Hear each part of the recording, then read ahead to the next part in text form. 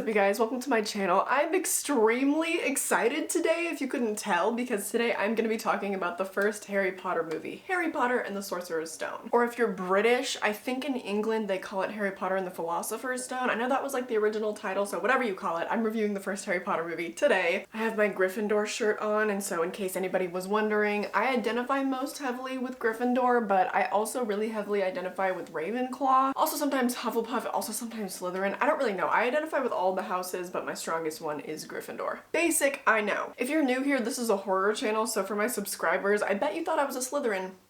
Didn't you? Quick, comment down below, what is your house and why is it your house? So if you're new here, I do kick off my reviews with some fun facts, then I get into a spoiler-free review for anybody that hasn't seen the movie, and then I do kind of a spoiler-filled breakdown of the movie. Today might be a little bit different, might be a little bit more disjointed, just because this movie is so iconic and so well-known. There are so many things to talk about, so today might be, I don't know, a little bit messy. Anyways, let's kick it off. So this movie came out in 2001. It received an 81% on Rotten Tomatoes, and here's a synopsis. An orphaned boy enrolls in a school of wizardry where he learns the truth about himself, his family, and the terrible evil that haunts the magical world. So we all know these stories. They were written by Daniel Radcliffe, who went on to star in all 8 of the movies. There's this really weird older woman who claimed that she wrote the stories for a long time until one day everybody was like, okay girl, nobody cares about your delusions. So this franchise has definitely been the most impactful in my life in terms of any movie franchise that I've ever seen. This is one that I grew up watching. I was born in '99, so this came out when I was 2 years old. I've literally grown up watching all of these movies and going to the theaters every time a new one comes out. I have this Gryffindor shirt, I have a Gryffindor keychain, I have a Gryffindor robe, I have a Hogwarts shirt.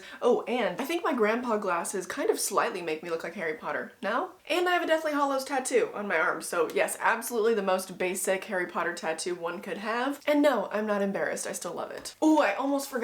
My Hogwarts Express Platform 9 3/4 piggy bank, one of my most prized possessions. Oh my gosh, and I also have some Harry Potter decor in the bathroom. We're not gonna take it there. Let's just start with the fun facts. I want to talk about the casting of this movie a little bit because some of the actors were actually handpicked by that delusional woman that I mentioned. So Alan Rickman was handpicked to play Snape, and fully understand. Of course. One of the best people to be cast in this movie. He was even given vital backstory about his character before the final novel even came out, so he received information that the general public never even knew until the last book came out. So he knew all of the backstory and everything that was going to happen with his character from the very first movie, right when he was cast. Robbie Coltrane and Maggie Smith were also handpicked to play Hagrid and Professor McGonagall, respectively. They wanted to cast people specifically from the British Isles, but two rather unlikely people also wanted roles in this movie. Rosie O'Donnell wanted to play the role of Molly Weasley, and Robin Williams wanted to play the role of Hagrid. Could you imagine? I don't know. Rupert Grint, who played Ron Weasley, sent in a self-tape of him rapping and explaining why he wanted the role. Emma Watson's Oxford theater teacher sent her name along to the casting agent, and she had to do 5 different interviews before getting the part. She has said that she took her audition very seriously, but she never in a million years thought that she would actually get the part. But she outperformed literally thousands of other girls who auditioned. When the director Chris Columbus was asked what kind of child he wanted to play Harry Potter, he pulled up a video clip of David Copperfield from 1999 in which Daniel Radcliffe was like a guest star or something. So that's really interesting because Daniel Radcliffe I don't think was actually the first choice for the movie, but thank God he was cast. Alright, now for some more miscellaneous fun facts. So first up, the children in the movie are actually doing their real homework to make like the background extras look more realistic, which that's super cool because this is a movie that obviously took a really long time to film, and so these kids were out of school and luckily they were able to actually do their homework at work, and it made the movie look better. If you read the inscription on the Mirror of Erised backwards, it actually reads, "I show not your face, but your heart's desire." So Nicholas Flamel is a big plot device in this movie, and it's actually been used in several stories, and it's been speculated that he is actually a real person. He was possibly a real person born in France around 1330 who was believed by some to have produced the Philosopher's Stone. Since then, apparently there were some mysterious circumstances surrounding his death in 1418, so it's been rumored that he has actually lived for hundreds of years, and they brought him back for the Fantastic Beasts series, which is really cool. So they do film a scene in the restricted section of the library in Hogwarts in this movie, and that was actually filmed in the Duke Humphreys building at the Bodleian Library in Oxford. They have extremely strict rules about fire in the library, and this was the first ever time that they let someone break the rules specifically to film that scene. Or excuse me, the makers of the movie were the first ever to be allowed to break this rule in hundreds of years. The filmmakers also attempted to go the extra mile style to make the actors look more like the characters. So Daniel Radcliffe got green colored contact lenses and Emma Watson got some fake teeth to wear, but Daniel's eyes reacted really strongly to the contacts and Emma Watson couldn't really speak clearly with the teeth in her mouth, so those ideas were abandoned. During the duration of all the Harry Potter movies, Daniel Radcliffe went through about 160 pairs of prop glasses, which he was the last guest on this past season of Hot Ones, and he actually confirmed that because he said he would like play around with them and stuff and just accidentally break them all the time. Stephanie McMillan was the set decorator for this movie, and in order to make the Dursleys' house even more miserable, she purposely sought out the ugliest furniture possible. Chris Columbus was not only the director but one of the producers of this movie, and he said that he actually was never satisfied with the special effects of this movie because they were rushed and he's just not a fan of them, which I agree, because when Harry first sees Diagon Alley, oh my gosh, those bricks, please. However, that did not stop this movie from being nominated for a BAFTA award for the best visual effects. So David Bradley plays Mr. Filch in this movie, and apparently in order to understand his lonely lifestyle, he rented an Irish cottage and lived there for a month by himself. 3 different owls play the lovely Hedwig, one of my favorite characters, and their names were Gizmo, Ook, and Sprout. The platform attendant at King's Cross Station who asks Harry, "You think you're funny, do you?" actually works for GNER, but he is a train manager, not a platform attendant. I just think that's funny because it's a side character you don't really think about, but he is in the first 2 movies, so I don't know, I think that was cool. And finally, this was the highest grossing movie of 2001, obviously. Wow, okay, we could really do fun facts all day, couldn't we? There's so much to talk about, like I said. So this is a movie that I think I've seen probably more than just about any other movie that I own, except for maybe Prisoner of Azkaban and maybe Chamber of Secrets. And for that reason, you wouldn't think so, but because I'm so intimately familiar with the story, it makes it difficult to make a more objective review, because most of the time on this channel when I'm reviewing movies, it's because I've seen them for the very first time. So with me loving this movie so much and being so familiar with it, it is a little bit harder to be objective because I do tend to overlook the parts of the movie that are a little bit sus, you know, not the best. For example, the plot of this movie is stretched incredibly thin because we are just being introduced to so many new things at once, and we really need that comprehensive understanding because there would be 7 more movies, so we need to really understand our characters, our setting,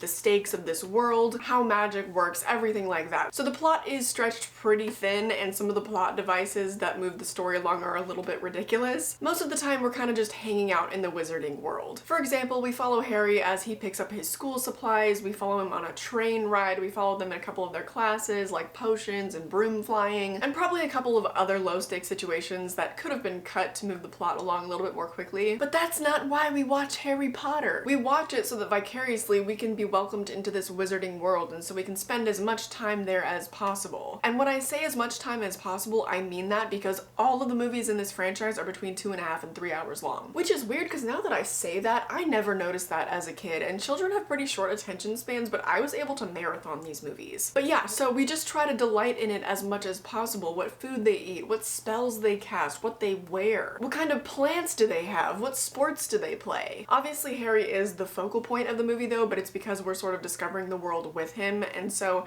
as the movies progress they do focus more on his story, him and Voldemort. But I would say that for about probably the first 4 movies-ish, we're still being welcomed and introduced into the wizarding world. There is so much that Harry has to learn, so we spend a good 4 movies doing that. This first one especially, it's just a delightful, easy ride. It's like It's a Small World at Disneyland. You kind of just coast, there's not too much of a plot, you're just having a good time, you're in the wizarding world. Although I will say, I would argue that this is definitely a children's movie, and as they progress they turn way more adult, but this movie actually scared me, particularly the ending, but we'll get there in spoilers. I think one reason why I find this particular movie to be so iconic is because of the dialogue. And I don't even know if it's that well written, it's just I've seen it so many times that I have memorized all of this dialogue, and when I was a kid, oh my god, did I identify heavily with Hermione Granger. I loved everything that came out of her mouth. And same with Ronald Weasley, but mostly Hermione. I think it's just the way that she pronounces the hell out of her words. Besides, you're saying it wrong.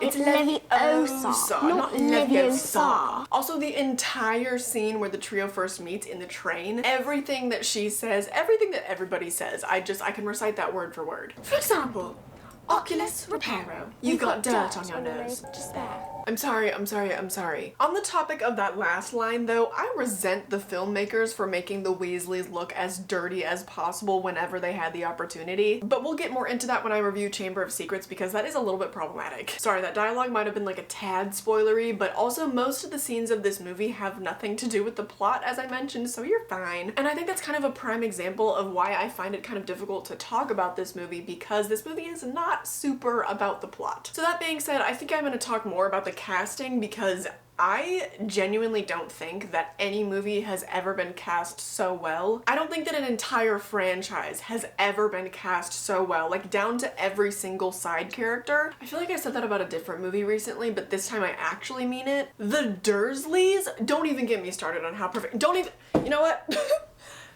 Don't even get me started on how perfect the casting was for the Dursleys. But seriously, like Vernon, mwah.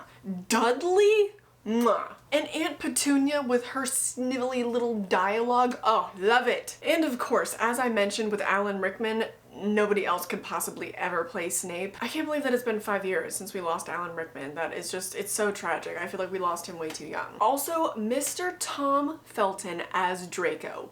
Wow. Also want to highlight, absolutely love Dumbledore, McGonagall, Neville, Fred and George. I think just the children especially, like it's really hard to find that much talent, and the fact that they would also grow with the franchise and still maintain their perfect personas, incredible. And who knew that Daniel Radcliffe, starting as this little Harry Potter, who knew that he would grow into be the multifaceted and experimental actor that he is today? He was the perfect Harry Potter, and we have been so blessed to have such perfect continuity with all the characters in the Harry Potter movies, except for maybe Dumbledore, but I like both Dumbledores because it just helps so much with your immersion into this world. The only character that I couldn't really get into in this movie was Professor Quirrell, but we'll get into that later. And everything about this movie is just so whimsical. I love it, obviously. I think I need to get into my spoilers section, otherwise this video might be like an hour long. I can't recommend this enough. I feel like everybody has to have seen Harry Potter at this point, but I could be wrong. So if you haven't seen it, I'm about to get into spoilers. I absolutely recommend this series. I think there is something in it for literally everybody. I mean, who does not like a wizarding world? And even though the first two movies I would say are definitely more children's movies, they're still absolutely enjoyable. Okay, so on to my spoiler section. I'm not gonna do like a full breakdown of the plot because I'm hoping that most people watching this are very familiar with the movie. So going back to the casting a little bit, I never liked Professor Quirrell. He was the only thing about this movie that did not work for me, but for, you know, good reason. Going back and watching it, I kind of hate how obvious all the plot is. Given that it's more of a children's movie, I can excuse that. But anyway, so it kind of turns out that he was the perfect person to cast because you're kind of supposed to be able to see through him. But also at the same time, they try to have the whole plot twist with him at the end because the whole time the kids think that Snape is the evil one, but then it's him, but then it's also so obvious that it's Quirrell. He wouldn't touch Harry's hand. They did a close-up of him falling down at the Quidditch match when Harry's broom was being jinxed. He was sitting next to Snape when Harry's scar was hurting, just like fully in frame. I feel like, I don't know, I just feel like they made it so obvious. But again, it's a kid's movie, so I forgive it. But also on that note, remember how I said this movie was actually terrifying to me as a kid? The goblins at Gringotts? Horrifying. And I would also always have to look away when Harry's parents were being killed by Voldemort, even though they didn't really even show anything. And then of course the ending when Voldemort's head is coming out of Quirrell's head. Let me speak to the boy. On that topic, I think that's probably my least favorite ending of any of these movies. I love all the riddles that they have to solve and the fact that they play a giant game of wizard's chess. I love that, but the actual ending where he's like talking to Voldemort in the mirror with the rock in his pocket, I'm like, nah, it's not for me. But now looking back at it, I'm like, dang, these special effects have not aged well. Nor have most of the others, like I mentioned, the door to Diagon Alley, the troll, Neville on his broomstick, the centaur, oh god. But for the most part, that is all forgiven because this came out 20 years ago. I still love the movie dearly and I excuse all of that. The practical effects, however, are still holding up. For example, one running gag in this movie that, now that I think about it, is not even continued through the rest of the franchise is that Seamus blows up everything that he tries to perform magic on. I can only assume they didn't continue that because he got better at magic, but I don't know. I actually just remembered that it comes back super briefly, but literally not until the 6th movie, I'm pretty sure, but it does come back. Also, Neville's toad never comes back, does he? Trevor! Also, I love the look of the Devil's Snare. That still looks really good. And I will give it to them that the Quidditch match actually looks pretty good. It's kind of weird revisiting this movie that I loved so much as a kid and was always so magical to me, and looking back and kind of seeing its flaws. I'm not a big fan of that happening, especially with movies that I hold so much nostalgia for. But this movie started such an amazing phenomenon, and it's something that I will carry with me for the rest of my life. Obviously, the books started the popularity of it, but the movies started the craze. But no matter what I think of the special effects, I will still revisit this movie. I mean, almost every year. I think it had been about 2 years since the last time I saw it. And now at 21, I'm like actually an adult. I think the last time I watched this, I was